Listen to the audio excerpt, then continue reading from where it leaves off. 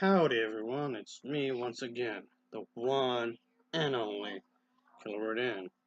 And today, I'm going to be reviewing the second part of that sci-fi movie thing I was reviewing from past video, so I'm just going to wrap it up with this one. So, they made two parts. I reviewed the first part, and I thought I would top the second one. Because, like I always would say, if you want to review one installment of the franchise, I might as well review them all. So, well, that's if I can anyway. Because sometimes finding sequels can be pretty difficult anyway. So anyway, they only made two parts, so I just figured I must review the second one, and I did see the second part. So anyway, as I was saying with the first part, I got top of the plot. Well, I can pretty much continuing the events where there were these small meteors or what have you. They were falling from the sky.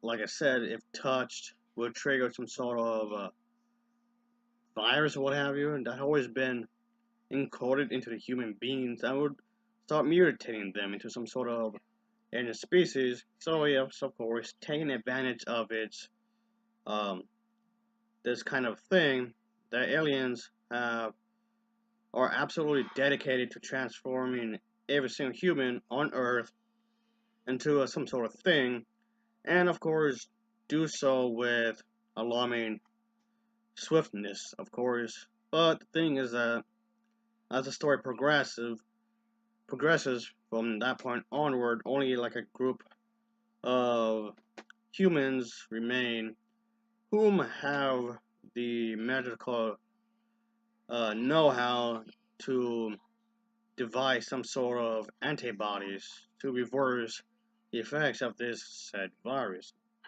So the plot thickens in some ways, I guess. This is a two-part film that's supposed to be based on a book of the same name, which, by the way, folks, I never read before. I never read the book, so I have no idea how faithful it is, I guess. But anyway, yeah, that's the summary of the, I guess you can say, call it the plot of what's going on. Yeah, it's pretty straightforward, really, when you think about it. It's a pretty much straightforward premise, I guess, but it does its job. Why I won't say it's nothing special, really, because it really isn't.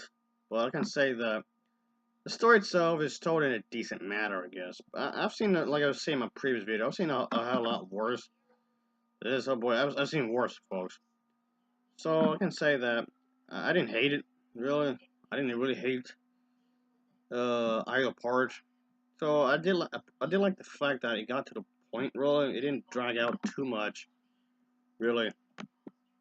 So yes, just like the previous one, this one was on a pretty low budget, really.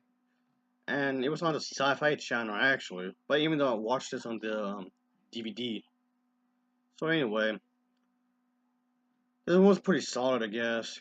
Yeah, this one was a solid film overall. And I thought it was had a pretty decent story that kept my interest the entire thing. Even though the actors and actresses played it seriously, I guess in a good way, of course. And you had to play it straight. So yeah, there was the whole thing with the virus thing or what have you, and then there was some dude's girlfriend, of course, whom becomes the first to try to find a way to be saved from it with the help of this one individual. And yeah, I guess just trying to have some people around to help each other and whatnot. I say, yeah, this isn't a virus type movie. I know where it's yeah. When it comes to sci-fi genre, I know there's like lots of viruses type movies or whatever. But I did enjoy this one, folks. I would say I'd give it a shot.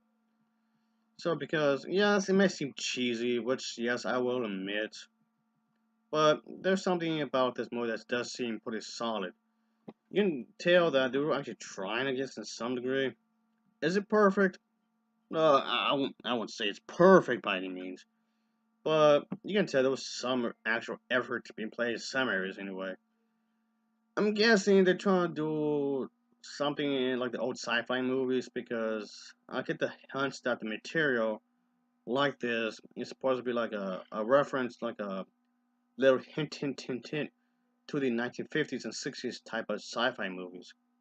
I know back then the sci-fi genre was extremely popular, and to some degree it is to this very day. Maybe not as much as it was before, but it's still popular in some ways. But I'm saying that's a positive.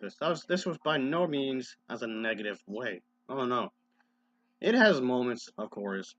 I would say definitely give this a watch. Even though, yeah, like I'm saying in the previous video, it's definitely a good time waster. Without a doubt, I would definitely say that. It's a good time waster nonetheless. If you're a sci-fi junkie, I guess you might appreciate it. And if you're into um the whole sci-fi thing from way back when or whatever, there's a few moments I did like it, but there's a few times I did feel like maybe the story itself did feel like maybe it slowed down a little too much. I feel like it dragged more than it should have in some moments. So I don't know if they should. I don't know if they should just edit some scenes out or just rewrite the entire script. Maybe if they edit some moments out the movie, the pacing could be a lot faster because, as mentioned, it did feel a little slow here and there. But this film, the second part, does more right than wrong, so I can't complain too much really. No, really can't.